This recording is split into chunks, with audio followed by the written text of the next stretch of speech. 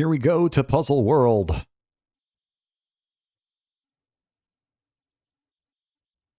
Money, please.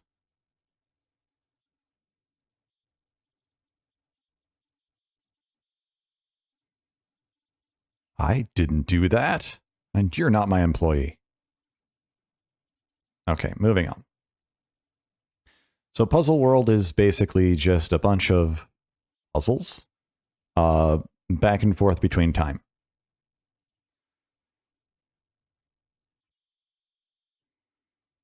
So these guys step on the platforms.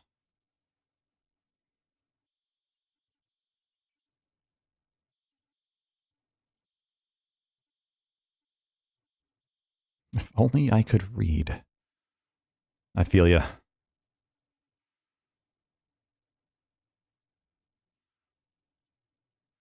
So you don't just have to have them land on it, you do have to kill them on the point.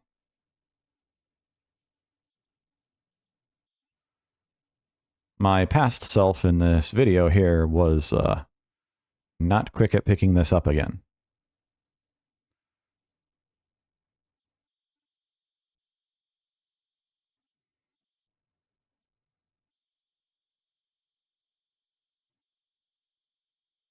So there we go. That first one is good. We'll get another one in here.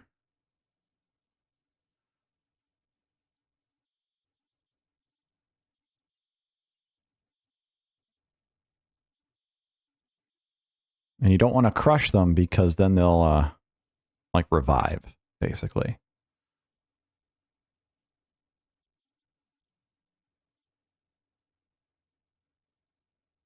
Nice crit. Battle room.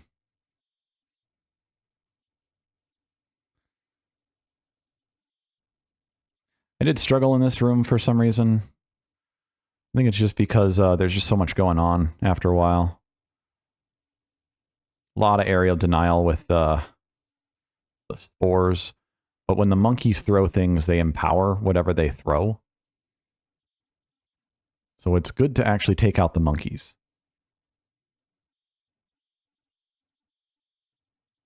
We've got an elite here. Their third stomp is a shockwave. They are way quicker. You can parry the shockwave. It's kind of hard because everything else is going on, but there we go. I just parried the slam there.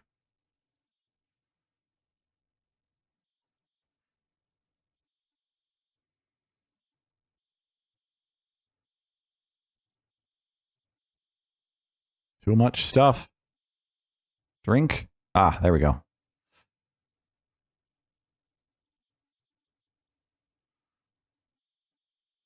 Parry. By parry, I mean perfect block. Same thing to me. Same concept either way. I do believe the timing for the perfect block in Grindea is actually the same as the timing in, say, Sultan's Sanctuary, which is, I believe, 0.2 seconds. So as long as you can read the animation, you can get that timer in there. And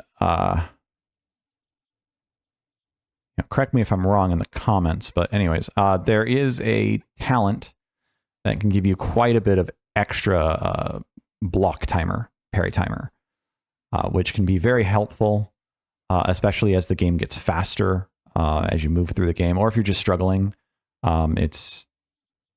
You've got plenty of talent points, in my opinion, to just do whatever you need to do. I can't quite get the drink off.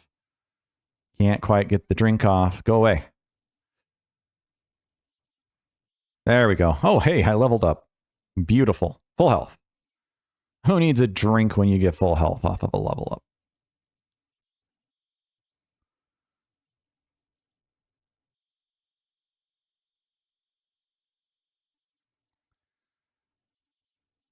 So here's a random design thought point.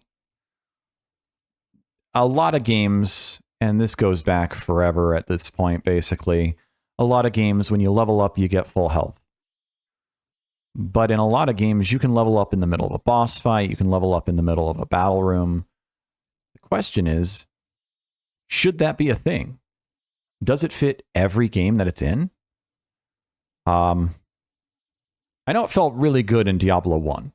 That's my personal opinion, of course. But when it comes to something like Diablo 2, it felt a little more haphazard. I don't know. Diablo 2, you're not really struggling for the next potion or whatnot. You get pretty far pretty quick in Diablo 2. Whereas in Diablo 1 is a lot more methodical, a lot slower, a little bit kind of even survival horror kind of feel. Okay, we need to get up there.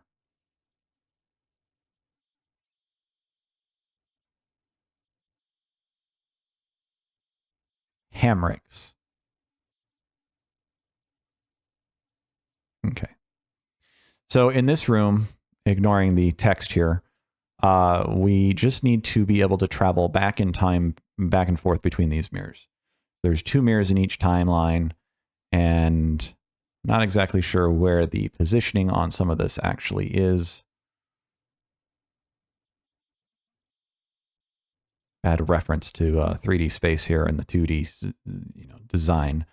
My mind is bad at this stuff sometimes. But basically, we want to, and I can't push this left because then it'll get stuck. Yeah. We probably need to reset this in a second. So yeah. The teleporter is 1 square above where I had things.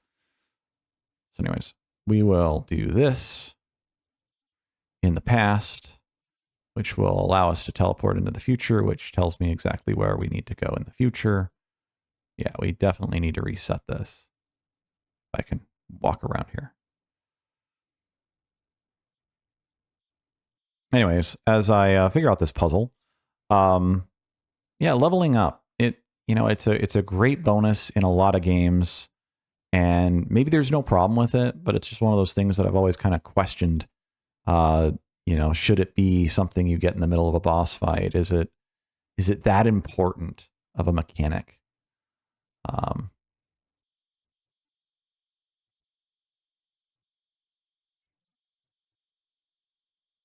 So we need that to be a little higher, and it needs to be like 1 over. There we go.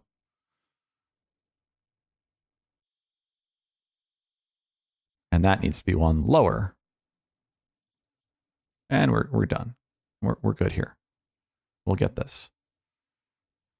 Not too crazy. I needed to be in the other timeline. Hooray! Is there anything else in this room? Oh, wait. Is there anything else in this room? I don't think there's any way to get to the left side here. I don't see any treasure chests.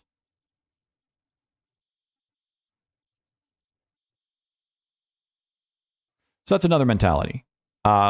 Main quest versus side quest, secrets versus main path. There's a lot of that kind of talk I've seen on Twitter, actually, in the past month. Just joking about it mostly. Do you build a game in a way that you can always get all the side quests, or do you build a game in a way that makes certain things unavailable in the future? Does this create a paranoia within gamers? I think it kind of does, a fear of missing out, if you will. You do not have to kill the monkeys in this room. You just need to grab the key, and then you're good to go. There you go. Next puzzle. So different things break in different ways, and you want to go back and forth between time to aim them, basically, in this room. And pardon my stupidity. I took a really long time to get this room, even though I've done it before on this playthrough. So basically speaking, you do need just that to fall into the gap. But then you need to also press the pressure plates as well. So the hammer breaks the glass. The glass has a statue in it.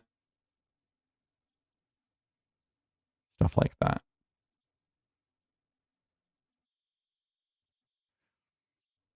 What was I talking about? So while we watch me struggle through this puzzle room a little bit, get everything perfectly set up. But yeah, side quests. You know, I think in Grindea, I don't think there's any side quests that you can miss out on. I think it's structured in a way that you always get the side quests if you go back and talk to the right person. I don't think you ever miss out on a card. Whoops. You don't ever miss out on a card by missing out on an enemy. You can refight bosses in the battle arena. So, okay, we can't walk down off of that. So there's nothing you're really missing out on if you miss it the first time. You can always come back. When it comes to, say, drops, when it comes to any form of major quest lines, that kind of stuff. Not sure what I'm trying to accomplish here. That is not where I want that.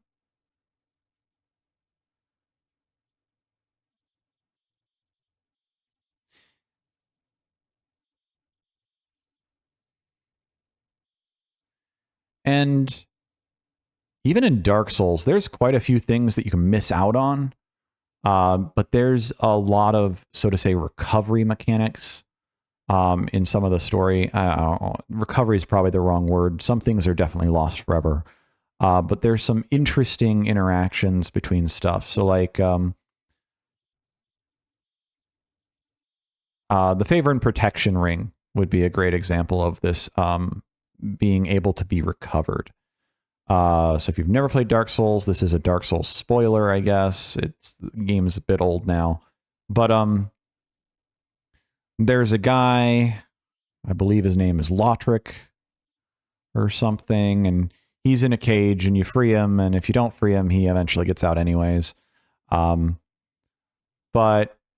he basically more or less tells you that he's going to do something.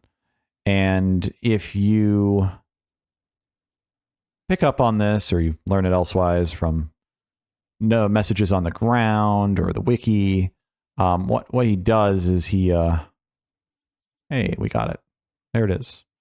There's the room. And then you just dig here.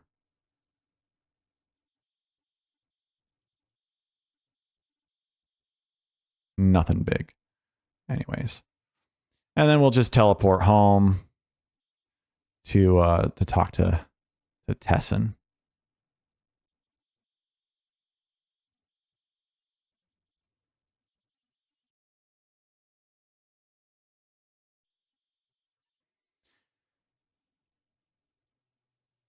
But yeah, so the favor and protection ring, he holds it if you kill him early on, and you can actually kick him off the cliff, which I find extremely fun.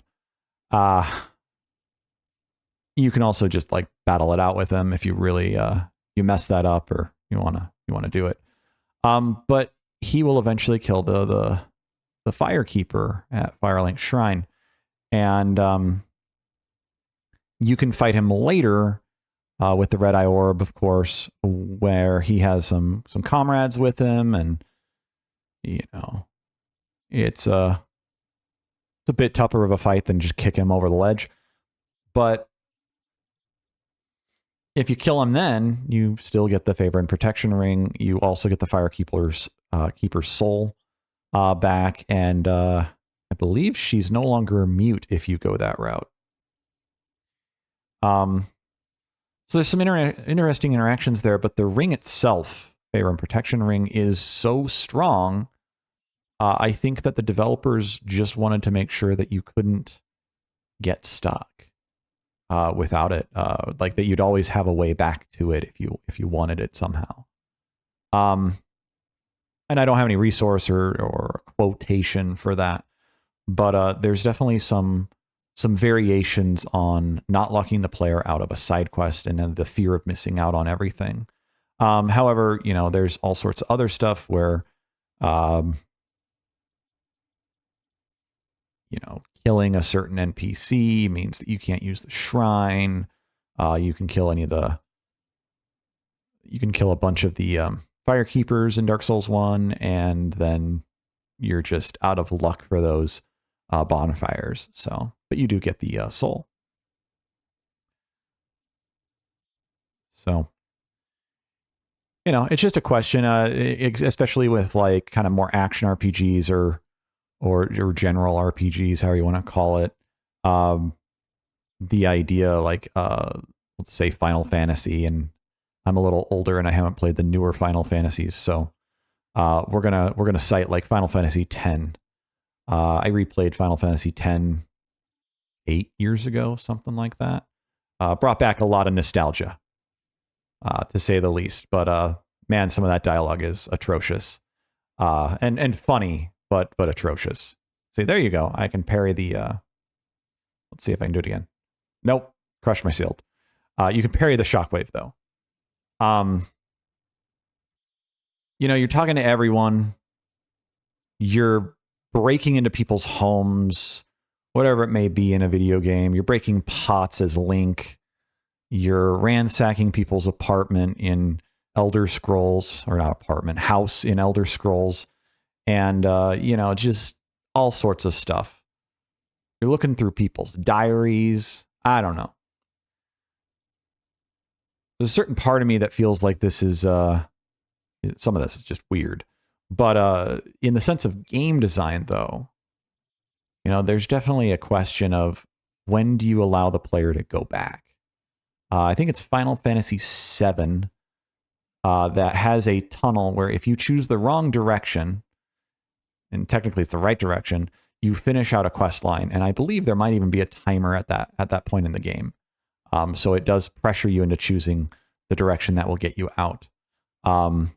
You will miss out on, I think it's the blue materia, the blue spell, basically, and it allows you to breathe underwater. And there is a super, super late game extra boss, the Emerald Weapon. And the only way you can get this item back is if you do, like, I don't know, 50 hours of chocobo racing and breeding and feeding and stuff like that, and getting a little lucky. But you at least can still get it.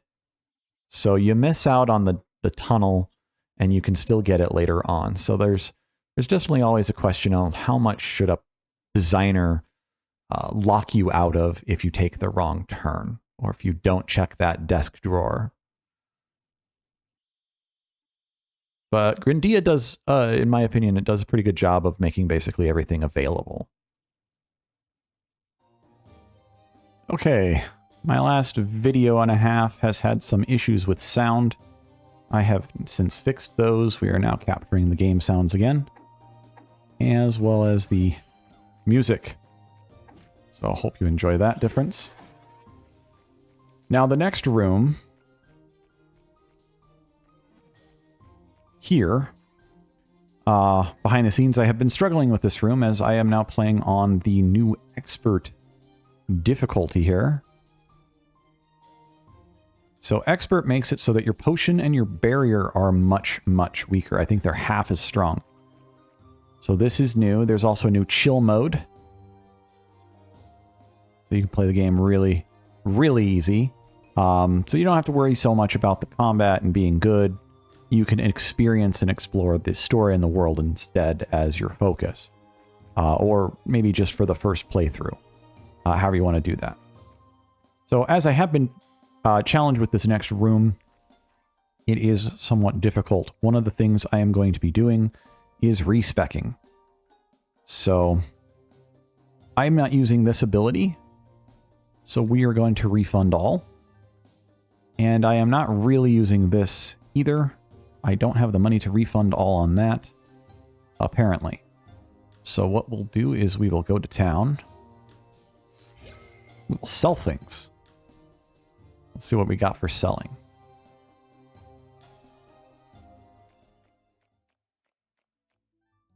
Okay, he only buys things. I want someone to sell things to.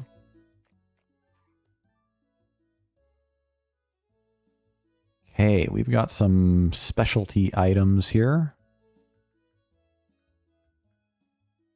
We own 2 of these. We own 2 of these. We own 2 of those.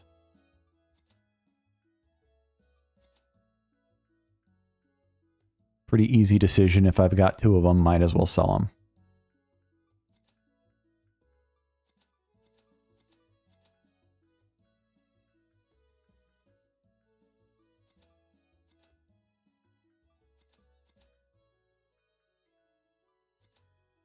Oh, well.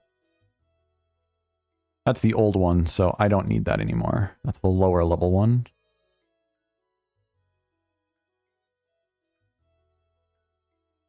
We probably don't need the apprentice staff or the squire's sword or the claymore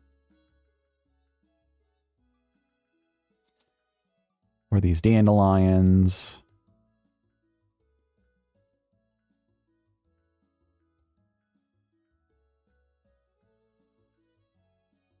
Don't know what we can build with some of these items. We can sell these gift boxes. Bananas are good to feed to your pets. I don't remember what they give them. We'll just take out all these magical seasonings as well. Don't think I need spinsec legs anymore. I crafted that. Larva acid.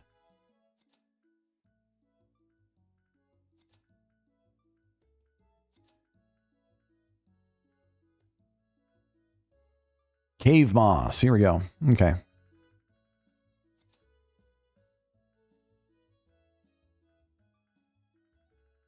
Peckle feather. Candy canes. So respecking is not free, but it is unlimited. So it's not like some games where you can only respec the last few points.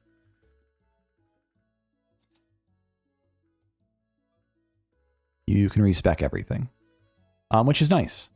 So we are going to now go back in here. I'm going to refund all. We'll keep that one for now. Let's see more info. 15% plus 2.5% for every extra point. Buff lasts for 15 seconds. So if it lasted longer than 15 seconds, it might be a lot more worthwhile because of the energy cost. It is eating into a lot of what I can do as a character. So let's see here.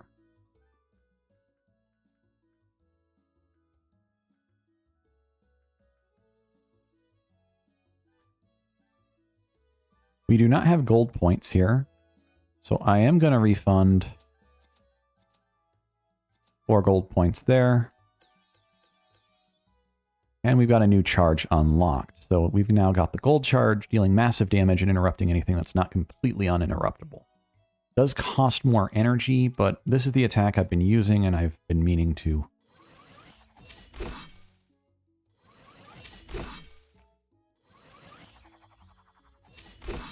I don't know how much damage that does.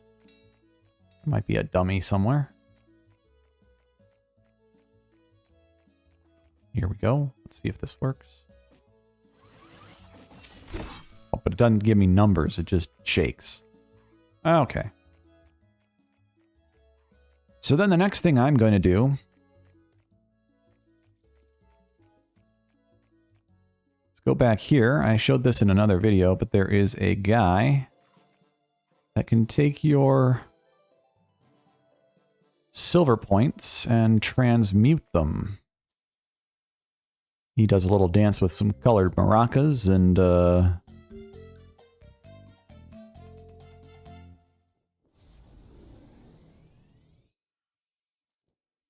then apparently electrocutes you. Okay, so now we have 3 more talent points.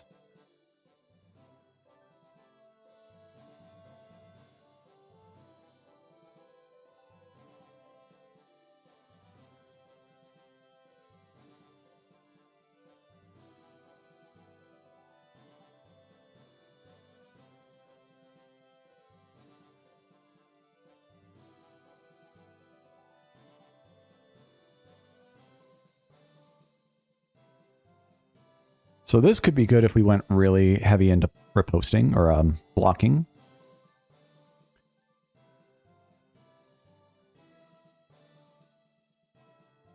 This only has 3 points. Last Spark as well as Last Breath could be useful together because of this. Knowledge is Power, which gives me 25% of the magic attack. So this takes all of our utility spells and makes them last 5 seconds longer if you max it out. And this increases critical hit damage by up to 30%. This gives us up to 15% critical chance. So now that my potion is a lot weaker, we may want to do something like this. Increasing our potion capacity here by 12% per talent point. So 36% more healing or 25% faster regeneration. This is also probably something I could do. Health orbs increased by 10% per level. Since health orbs are now basically twice as good as a potion, this might be smart.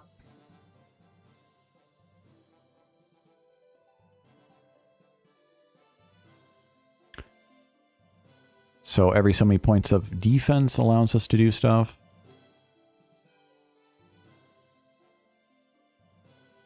Efficient counter, quick reflexes.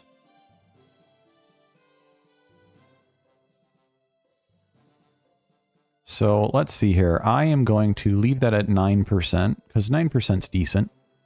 Might be the difference of just finishing something off, luckily. We got 10% dodge. But let's upgrade this window by... Let's just do 2.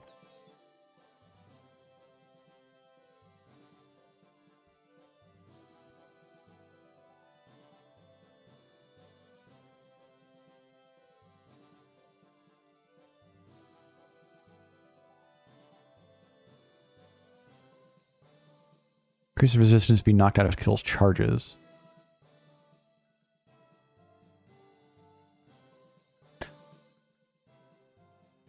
So if I had a ton of talent points, I'd probably level this one up so that I could get the potion back faster. But I probably should learn to get better without the potion. So let's see here. When your health is under 20%, your defense increases by 20%. That might be actually okay.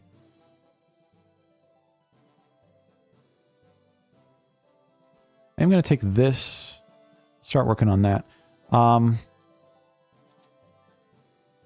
This is good, but I might want something like this more.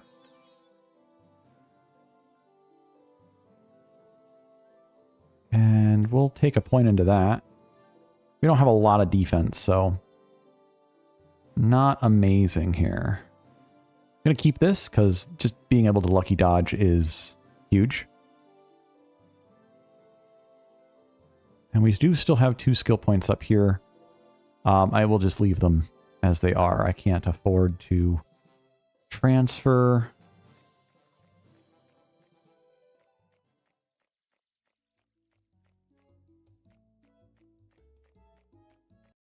Let's look at our other things here. So there is a banana hat. Yes, that is a banana hat. So I'm going to get a little smarter because I am playing on the new expert mode. We are still going to be doing a relatively heavy bonk weapon here. Let's look at two-handed weapons only here.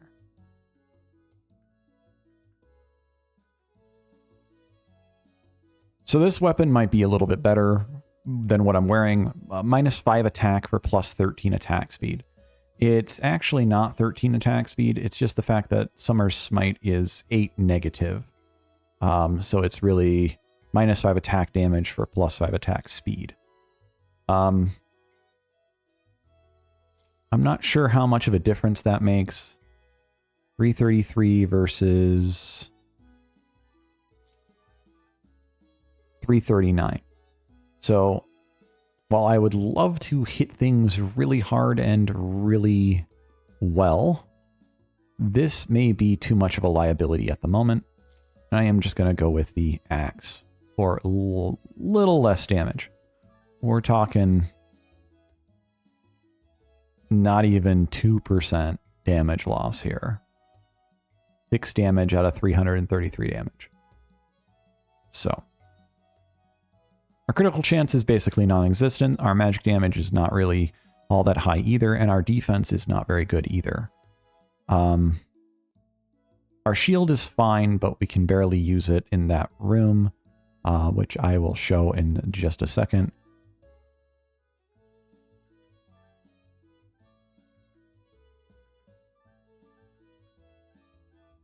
So this gives defense and attack speed. Let's, can I just remove it? There we go. 25 defense, 7 attack speed. You could also go with, let's see here, 15. Nothing else gives as much defense.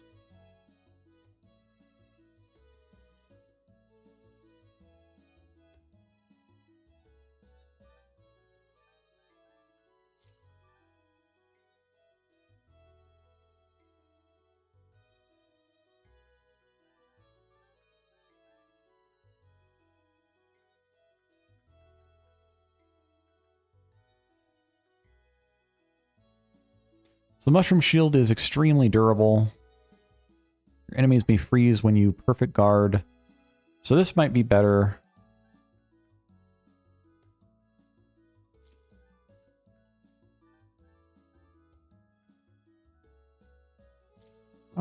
Really winds you up. I believe that makes you charge up your attacks faster, which could be definitely better for what I'm trying to do.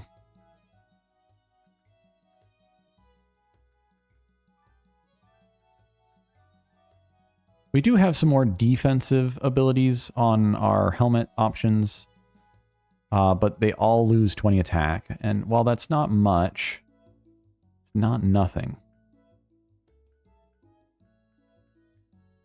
So we are pretty low on defense, and I am struggling to survive now on expert mode. So here, just show you off, this summer helmet gives us 80 health. This gives us some defense and attack speed. That's purely a magic attack thing. Magic attack, magic attack. This one's defense and critical.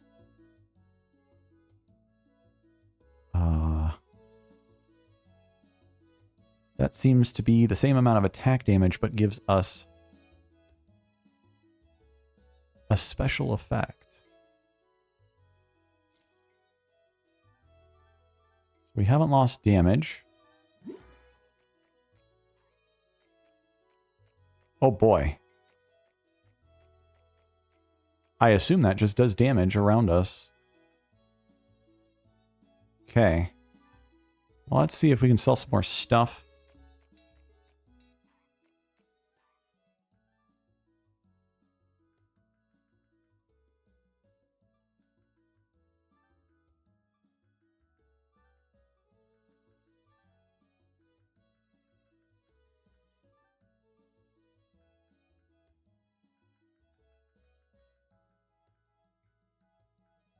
We own a ton of apples and sticks and things, but they're not worth much.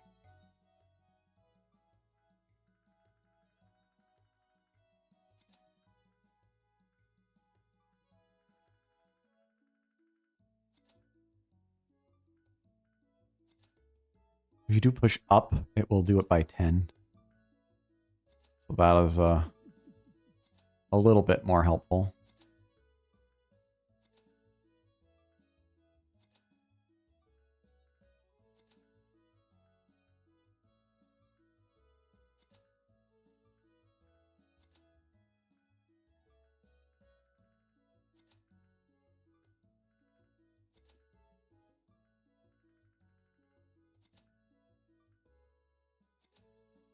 So the respec I just did was quite expensive, to say the least.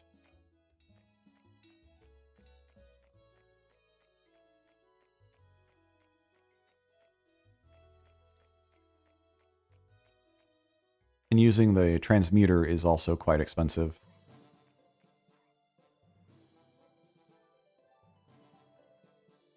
So we can do one more point after selling a bunch of gear.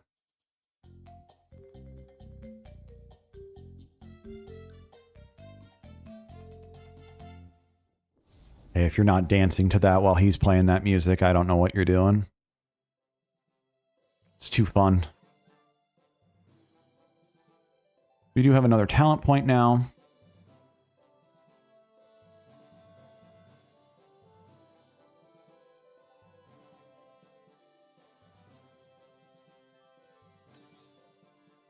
Okay, we don't have a lot of defense, so this is not very strong. But we have... Let's go back here. So 20 defense gives us resistance to being knocked out. We have 70 defense? 51 defense. We don't have great defense. I want to see what this helmet does here. We don't need to go all the way back here. We can just go here.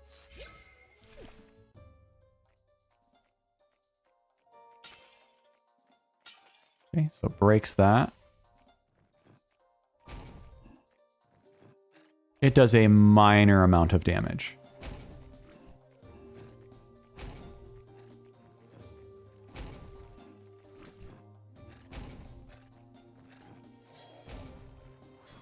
Okay.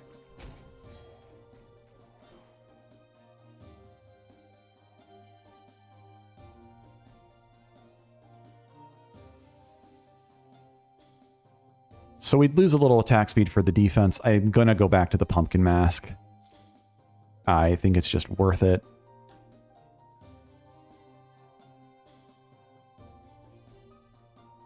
We could put a cosmetic on our weapon there. Oh, big eyebrows. Here we go. Oh, you can't see them. My hair's in the way, I guess. Cosmetic eyebrows.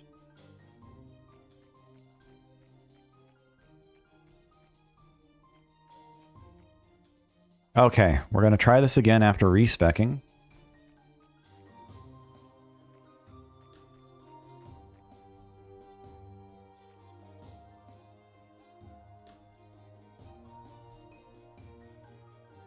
So here's where we're at.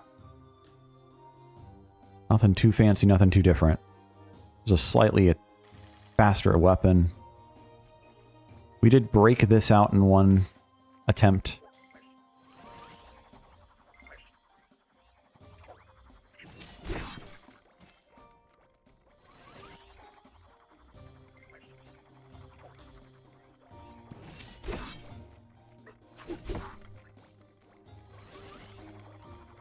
See if we can get to this guy. We do a ton more damage.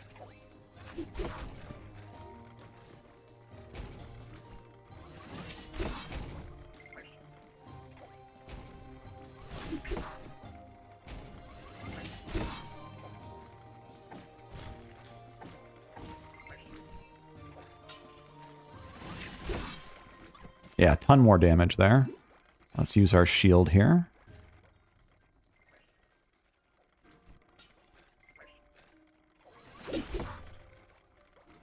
You can parry the monkey.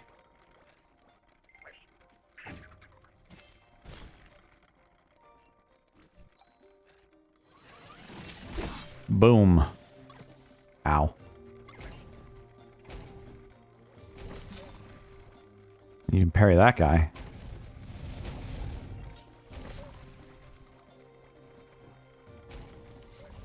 I cannot see in here.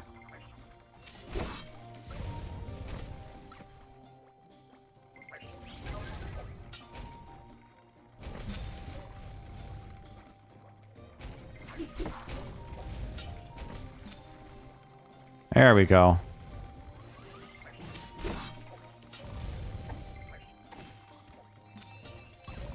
Parry the monkey there.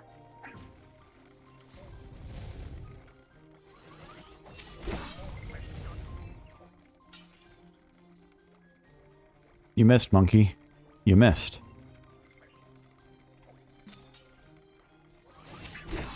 There we go.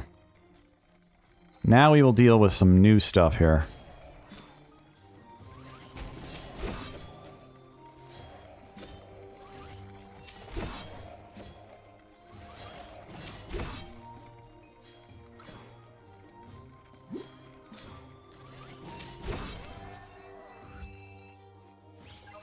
A lot of hits there. We'll kill this guy. I was hoping he would give us... Okay.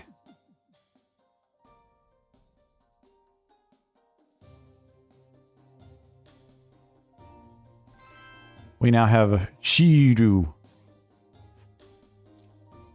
We now have a shield that will not fight.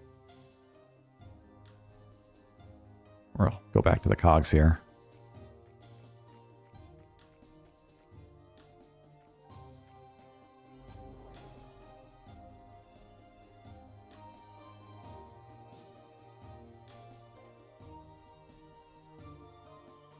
Anyway, I'm not too concerned about the story.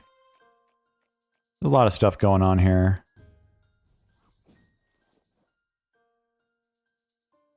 I don't think that's what we're looking for. Are you sure? Let me touch it.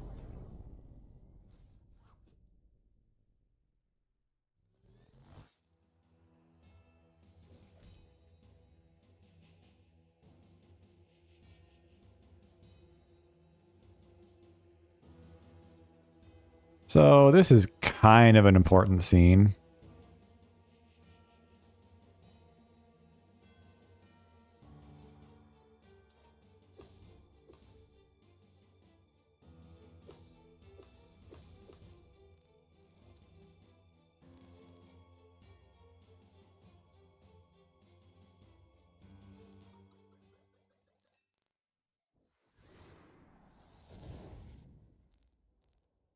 Tessin turns to a statue.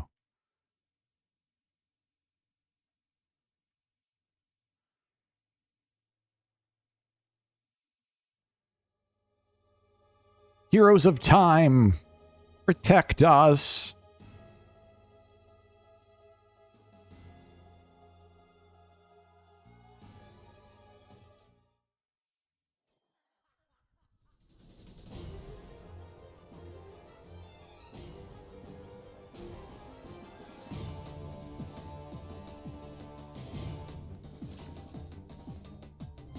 Fallen Collector.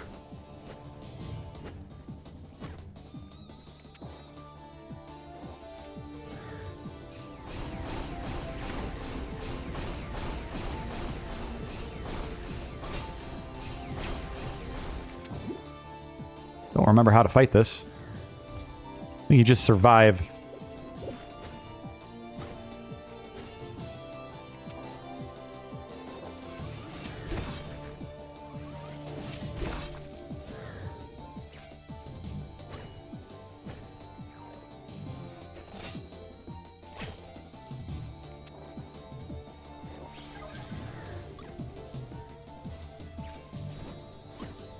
HP critical.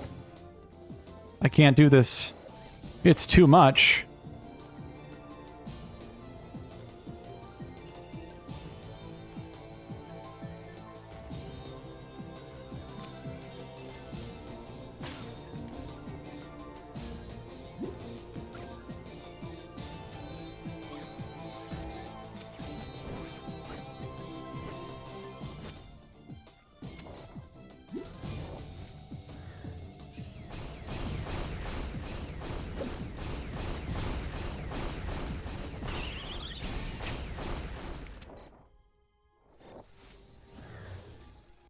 Let's try it again.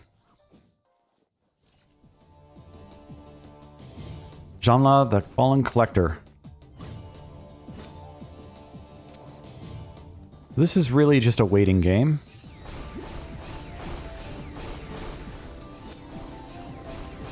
And don't get hit by literally any of this. And you're good.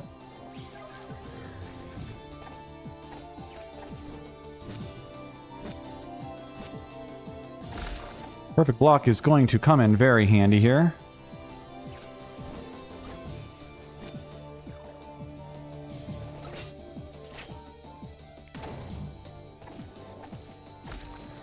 And the middle section turns to ice, which makes that very difficult to be near.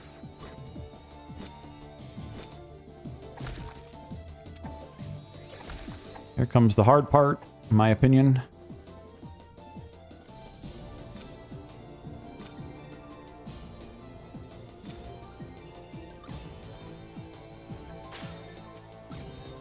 Okay.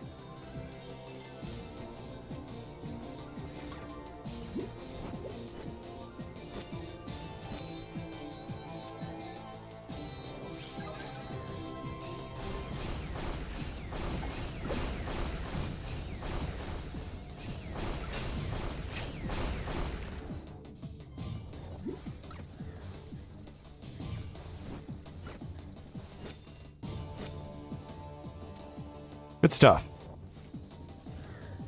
A lot of concentration.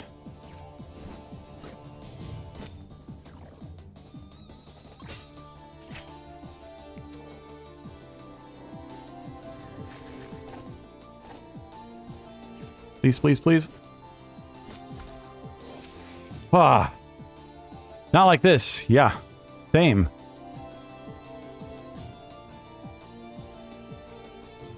Okay, so this is edited. I think that took me 4 tries. Lots of pairing.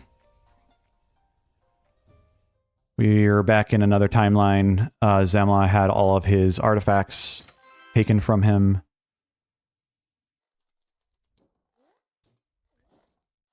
And now we have one of my least favorite fights in the entire game. The Mimic.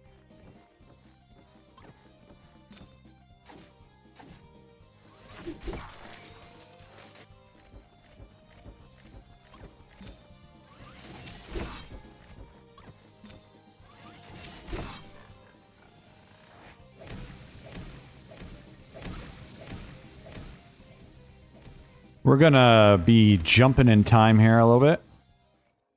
There we go.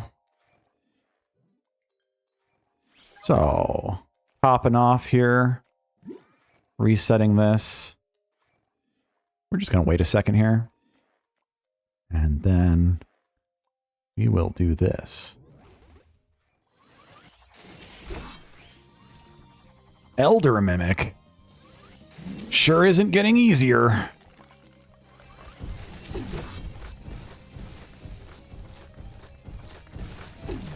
Every time he hits a star, it does a ground pound. How about you don't?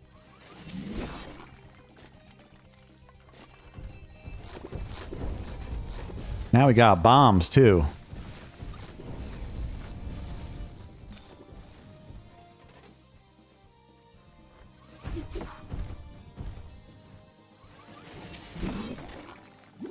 We'll reset here.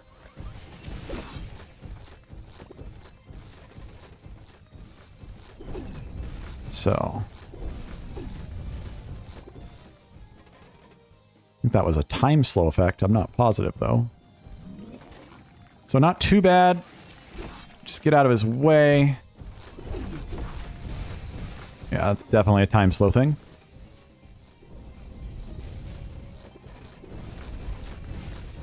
Ow.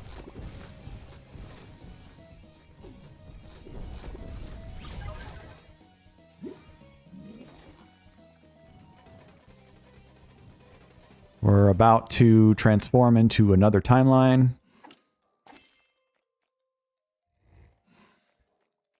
There's some health pickups here. Some obnoxious body blocking here. Get rid of those. We will cast our shield. We will wait for a second here.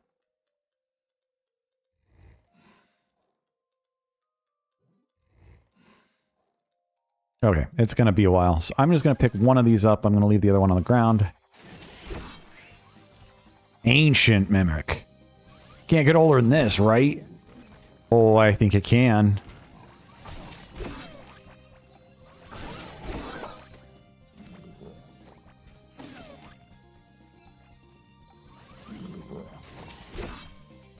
So he spits out bombs as well. But since we do really heavy hits, we can do quite a bit here. He does have breakpoints on his health bar. We are running out of energy here.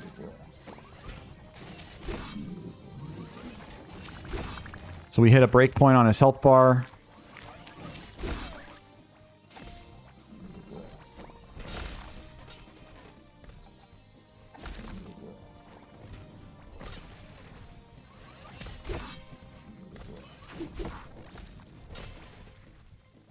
Okay, I'm gonna go pick up this health point. Shield. Okay. Missiles. We got missiles now.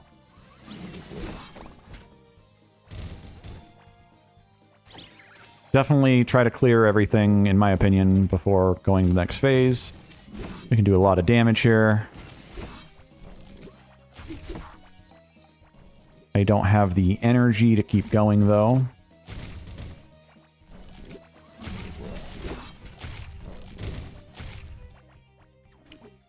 But you could probably power through this to some degree.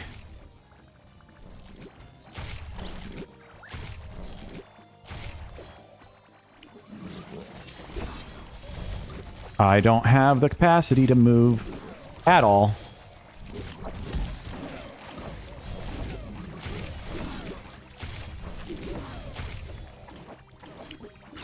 Yep, can't move. You saw how close I got, though. Too much red goop. Well, that's it for this video. Like and subscribe, and I hope this made your day just a little bit better.